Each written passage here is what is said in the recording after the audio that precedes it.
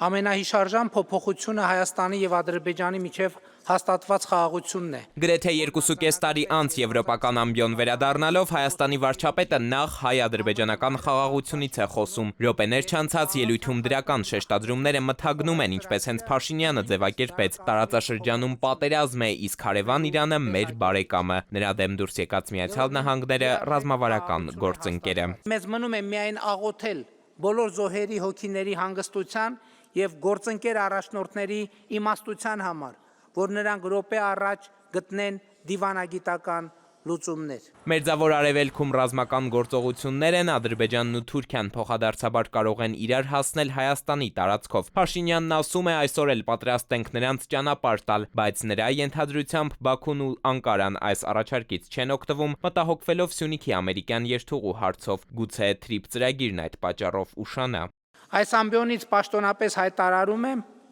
որ Հայաստանը թրիփ նախագծի իրագործումը ձգձգելու ոչ միայն մտադրություն, այլև պատճառ չունի, որովհետև նախագիծը լիարժեք համապատասխանում է Հայաստանի Հանրապետության կարճաժամկետ, միջնաժամկետ եւ երկարաժամկետ շահերին։ 2024-ին ըստ Փաշինյանի Հայաստանը հասել էր իր պետականության եզրին։ Եթե կառավարությունը չորոշեր Ադրբեջանի հետ սահմանը զատել գծելու գործընթաց սկսել, ապա վարչապետն ասում է, մեջբերում եմ, Հայաստանն այսօր կլիներ ոչ թե անկախ պետություն, այլ առավելագույն արտաքին կառավարման ներքո գտնվող տարածք։ Այստեղ առանց անուններ հիշատակելու Փաշինյանն անդրադառնում է հայ առաքելական Սուրբ եկեղեցուն, նկատի առնելով Բագրատ arczepiskopos Գալստանյանի նախաձեռնած շարժումը սահմանազատման գործընթացի դեմ։ Սահմանազատման այդ որոշումը 2024 թվականի ապրիլի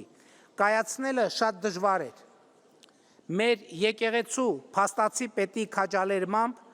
arczepiskoposներից մեկը Հայաստանում շարժում էր սկսել պահանջելու համար ոչ միայն չիրականացնել սահմանազատում,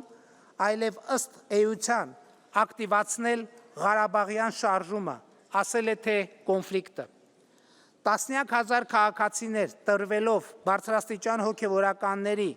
եւ նրանց աջակից ընդդիմադիր ուժերի կողմից իրականացվող ապատեղեկատվության արշավին դուրս էին եկել փողոց։ Դուք կարող եք պատկերացնել, թե ինչ էր դա նշանակում 2018 թվականին ժողովրդական ոչ բռնի թավշյա հեղափոխությամբ իշխանության հասած մեր կառավարության ու քաղաքական թիմի համար։ Փաշինյանն ասում է, հոգևոր իշխանությանը վերաբերող թեման Եվրախորհրդարանում չէր բացի, եթե չտեսներ, թե ինչպես են այդ նույն մարդիկ այս նույն կառույցում տեղեկություններ տարածում, թե Հայաստանի կառավարությունը սահմանափակում է խղճի ազատությունը, թե Հայաստանում բռնապետություն է հաստատվում։ Իրականությունն այն է, որ որոշ հոգևորականներ Հայաստանի Հանրապետությունում ստանձնել են պատերազմի կուսակցության առաջնորդությունը,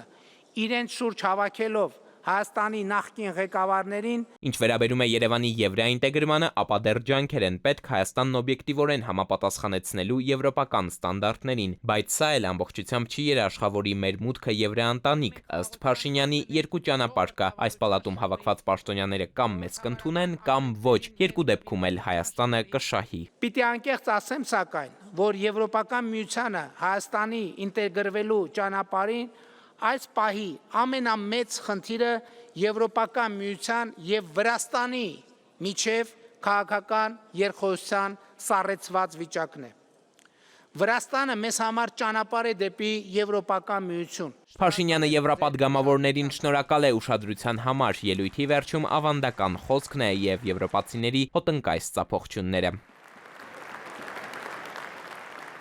Էդուարդ Պողոսյան, ժամը լրատվական։